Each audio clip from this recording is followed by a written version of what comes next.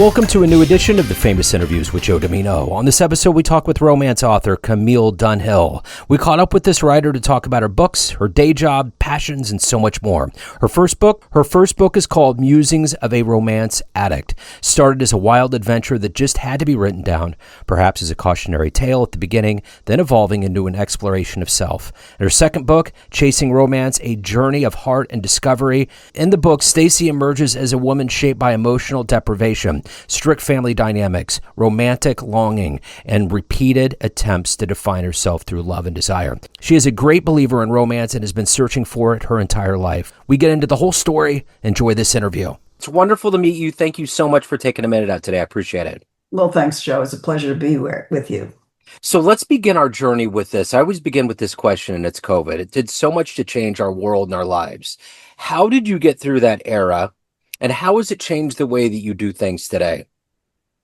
That was really a difficult time in my life because I have a business, a public relations business here in Florida, and it was a struggle trying to keep it going when I couldn't be meeting with clients. So fortunately, the technology was there that I could do it remotely through the technology that we have today. But there were a lot of hard times there when a lot of my clients went out of business because they would have something that was needed to have people in person, restaurants and things like that, and people weren't going. So yeah, that was a difficult time in everyone's life.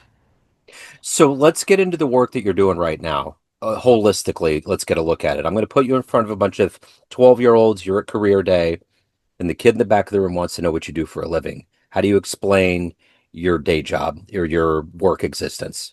Well, I work with small and medium-sized businesses to get the word out about their business through the media, and I create a individual program for each of my clients because they all have different audiences that they want to go to. There's the general business audience that they want to reach, and then there's a specific audience. For instance, I have an attorney client, and she wants her information to go to law-related publications and media. And I've got a environmental client, and they want it to go to environmental outlets. So everything is tailored to the client. I want them to know. I interview them when I begin working with them, and I say, what are your plans? What do you want? What do you want from me? What do you want me to do for you? And it's a service business. So if there's a young person in the back of the room and we're doing career day, I'll say, let's pretend you are me, and you are going to interview me for public relations, and you are going to find out what it is I want you to do. And the thing is, most people think I'm a magician. Well, I am not a magician. They ask for these ridiculous things. They are not even in a position to get these things. Cover of Time magazine. You can't imagine how many times clients have said that. No one knows them. Why would they be on the cover of Time magazine? Yeah. And they're just unrealistic expectations, and you've got to be kind and gentle with these clients because you don't want to tell them that they're reaching way out of their hemisphere and without insulting them. And again, if a client has unrealistic expectations of what they think I can do for them, I just can't take the client because they're never going to be happy. So you're also a writer. Yes, I am. So talk to me a little bit about what you wanted to be when you were 12 or 13. What was your dream job? Well, when I was 5, I was writing. Okay. I've been writing since I could read. No, I love writing.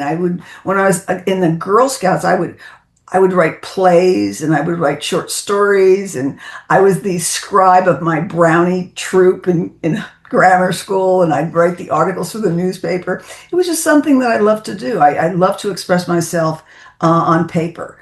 And so for me, writing was never a chore. And whenever there were, exercises in schools, you have to do this, write this. And I would think, oh, this is great. This is my wheelhouse. I love to write. So, and I have written several business books, and I've written a children's book. And these 2 books I've just put out in the romance genre. This is the first time I've done that. And it was interesting because I just kind of slipped into it. So where were you born and raised? I was born in New Jersey and raised there. And when I got married, I moved to Washington, D.C., which was an amazing adventure. So take me back to your childhood. What were these seeds that were planted for the day job that you have, the writing that you're pursuing? How did all these seeds get planted and become who you are today? Well, in the Chasing Romance book, this is the prequel to my first book, which is Musings of a Romance Addict. The first book was basically a diary. After my longtime partner passed away, I, it took me a couple of years before I could get on my feet again. And my friend said, start online dating. So this first book, Musings, was a journal of what I was doing. And it's a diary. It's 400 pages. It's Monday, Tuesday. And it was never supposed to be published. It was my personal experiences. It was what I was thinking and what I was feeling. And some of my friends read it and they said, "Oh, this would make a great book." And I thought, "You really think so?" And so there it is, the first book, Musings, out there. And that was a success. And then the publisher said, "Well, why don't you make this a trilogy?" Because the first book was like 50 Shades of Grey. And that's what made me uh, made me really rethink what I thought romance was supposed to be. And so the second one is a prequel. So it goes back to when I was growing up and how I had to beg for love in my home. And I didn't want to live like that. I wanted someone to love me, and I didn't want to have to beg them for it. And that's been my journey all my life, is just to have somebody accept me for who I am and love me for who I am. And that's how the second one came about. And it was a very painful, the second one was very painful to write because I am going back to when I was growing up. And that was a very traumatic time in my life. And my sister, my younger sister, she says, "You're telling the family secrets. What are you doing?" And I said, "Well, it is what it is. And it kind of explains why I am the way I am today." But it was an interesting journey, and who I was even 5 years ago, she's no longer here. I am now Camille Dunhill, and I love my life. I love what I'm doing. I love my freedom. I've never had this kind of freedom before, and it, it's something that I think everyone should be able to experience. So let me ask you this, revisiting those painful parts of your life, now that you've put it out and it's written, is it cathartic? Did you feel like it was therapeutic for you to, now that you see it actually in your hands and it's done, is there kind of a level of this that's been refreshing?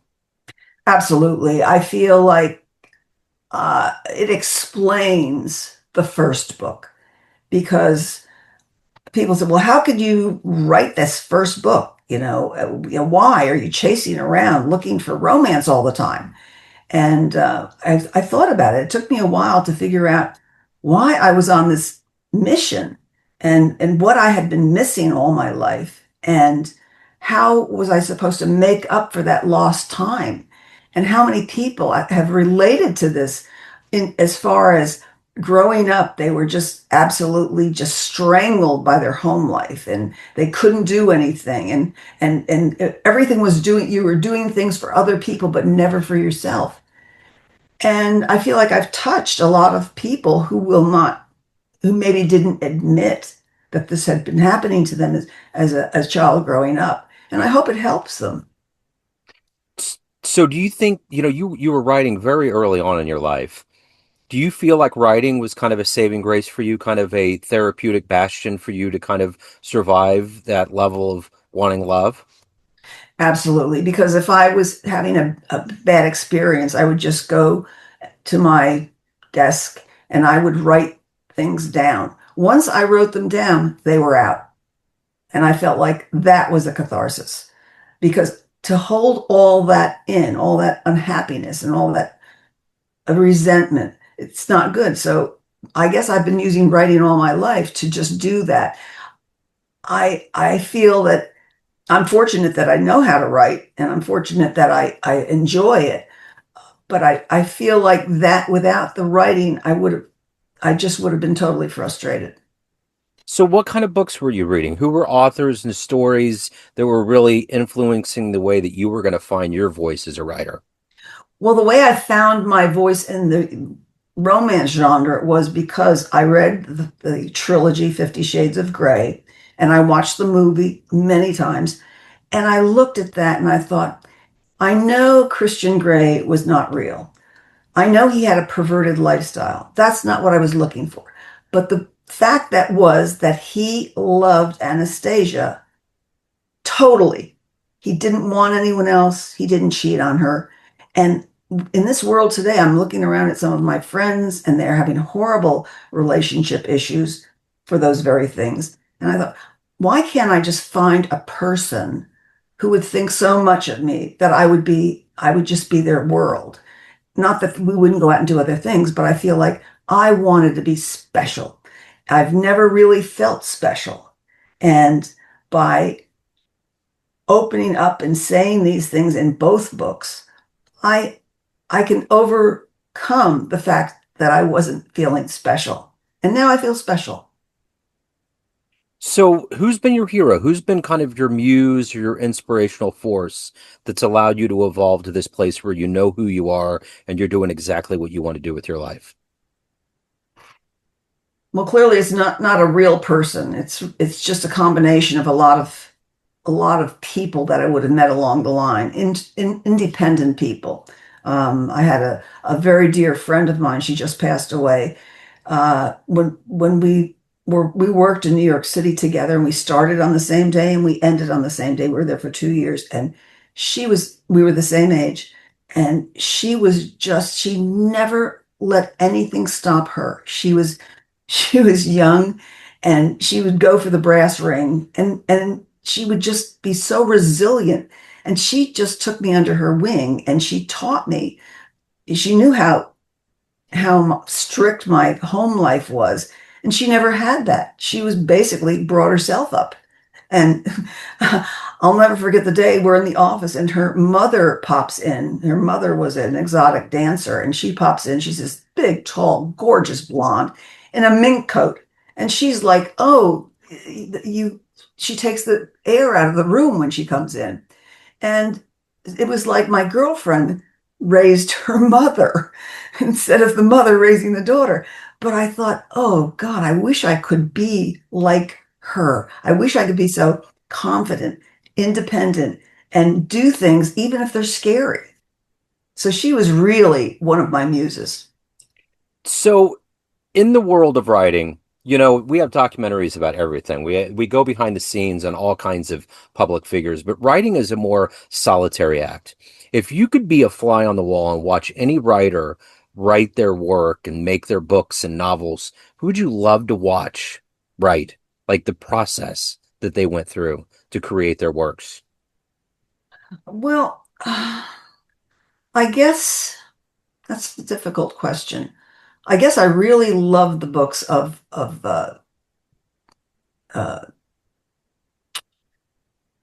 I don't know. I like the romantic thrillers. Yeah. I like Stuart Wood's. I have read every one of Stuart Wood's book, and he has the main character that he carries through all of his books, and that's Stone Barrington.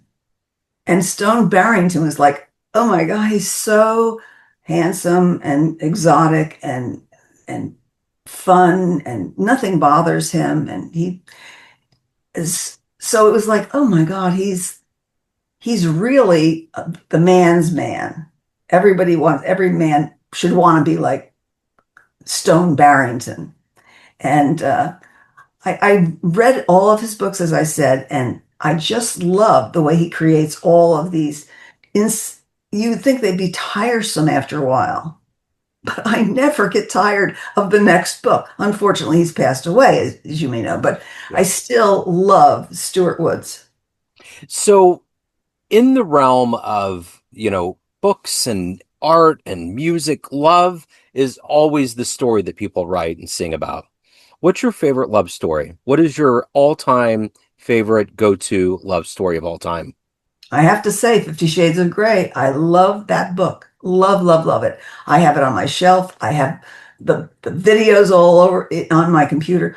I just, it's a romantic thing. And it's one of these things that I'm not the only person. I talk to a lot of my girlfriends, and they love the 50 Shades of Grey trilogy. As a matter of fact, my first book, Musings, I got some feedback from some women who read it it was their book club favorite. And they were just loving talking about this in their book club. And I thought, well, they can relate to it. And that's the thing I got. They're relating to this. And if I believe a writer needs to be able to relate to the audience so that the audience feels like they're friends. Yeah. The audience feels like they know this person, and they feel like they get comfort because this person knows what they're going through, the trials and tribulations, and they feel like there's somebody out there who understands me. So, what's the energy for you every day to wake up and to write, to be consistent, to create these worlds and stories, have your day job, take care of your soul? What is that energy every day for you to do this at a high level? Well, I wake up almost every morning at 4 a.m. and I immediately go to my computer. I take care of my clients, and then I can do what I want to do as far as writing or researching, whatever. And so but of course I burn out about 4 o'clock in the afternoon, but I'm exhausted. But I get my ideas in the morning and I run with them. So let's say you have a dream tonight. You run into the 18-year-old version of you and you walk into a room, there's a film projector, and you click play, a 60-second highlight reel of the life you've lived, the choices you made, all of it comes up in a highlight reel. Is that young version of you going to believe your life turned out this way? Probably not. I hate to say this, but I got married to get out of the house, and I admit that in the book Chasing. My father was very strict. I could do nothing. When I went away to college, I thought I had all the freedom in the world, even though it was a women's Catholic college where, we were pretty strict there too. But compared to my home life, I was like crazy with freedom. And I never had that. And I always felt like I had so much more that I could do and be. But my father, bless his heart, he was just holding me back, protecting me from the world. And that was very bad. And I don't think parents should do that, because what happens is I am so naive. And again, I put some things in this chasing book about what happened to me because I was so naive that I was working in New York City and I had several close calls as far as sexual harassment and beyond. And I thought, if I had a home situation where they would at least not feel it was terrible to talk about these things, those things could not have happened to me. And I see some of my friends who grew up in normal households where they were allowed to do things, and they're just fine, and they have no hangups, they have nothing that bothers them, and they're also not naive. I mean, it's very, very bad for a young woman, especially when I was working in New York City, to to uh, to not know the facts of life, which I did not. So would you give that young version of you any advice? Yes, what I would say to her is, I went away to college, and that was the perfect time to do it. I had told my dad I wanted to stay in Washington, D.C., because I had an opportunity to work at the State Department and I had an odd job offer there. He refused. He said, "You are coming home to New Jersey." And I acquiesced. What can I say? He's my father, right? And that's why the first person who came along who was acceptable to me, and my former husband was a sweet, sweet, sweet man, but I I had two options to get out of my home. One, my father said, you either get married or you go out in a coffin. Now, those are not two good choices to make, and I wasn't going out in a coffin. So I married pretty quickly after college.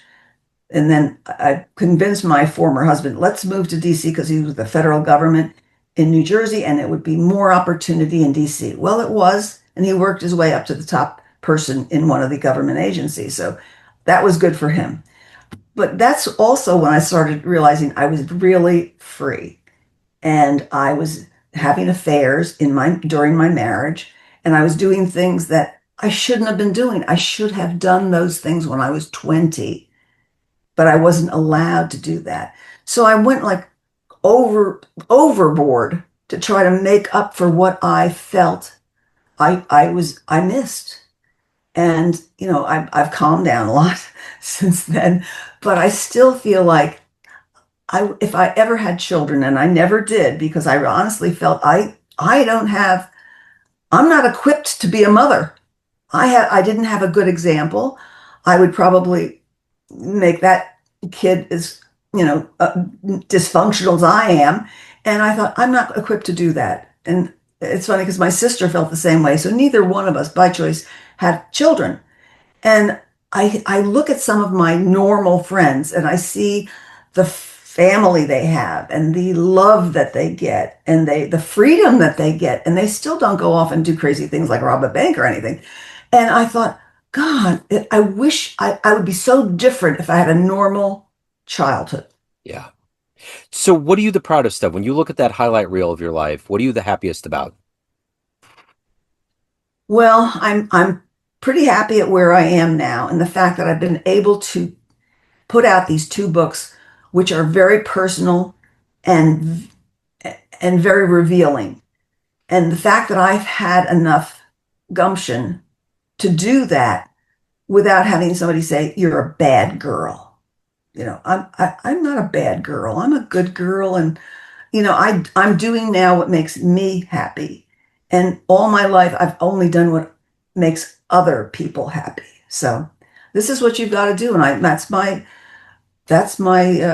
way of thinking now. If it doesn't hurt anyone, and that's important, do what you want to do that makes you happy. So at the end of the day, everyone has a perception of you: family, friends, fans, readers, everybody that knows you, colleagues, but you run the show. What's your perception of you? Who do you think you are? I think I'm an independent woman. I can take care of myself. I would love another partner, but I'm not lost without one. I see a lot of people, they either, become widowed or divorced, and they're just lost and they immediately latch on to another human being. I don't want to do that. If I attach myself permanently to another human being, I want it to be because that's what I want. And as a matter of fact, the partner I had until he passed away a few years ago, we were together a long time. He asked me to marry him a lot of times, and I said no. And basically, we stayed together till death do us part. He died in my arms in the house. So I didn't need a piece of paper. We were good together, and I feel like I got what I wanted, and I didn't compromise. So if anybody wants to get your books, they want to reach out, any of the other good news or business, where's the best place for people to go? Both books are available on Amazon, also on at Barnes and Noble. And if you just Google Camille Dunhill, it'll tell you there's lots of places you can get the book. Okay, I will put that link in the show notes. Camille, thank you so much for your story. Thank you for your time. Best of luck with the release and everything else. This has been great. Thank you. Thank you for your time. Thanks for tuning in to another famous interview with Joe Dimino, where we cover the world of art, literature, business, spirituality, music, and more from around the globe. Our esteemed theme music was composed and produced by the great E.E. Pointer of Kansas City's River Cow Orchestra. If you want to hear more interviews, visit the Famous Interviews with Joe Dimino channel on YouTube. You can also find us on Spotify and Apple Podcasts. Thanks again for listening, and until next time.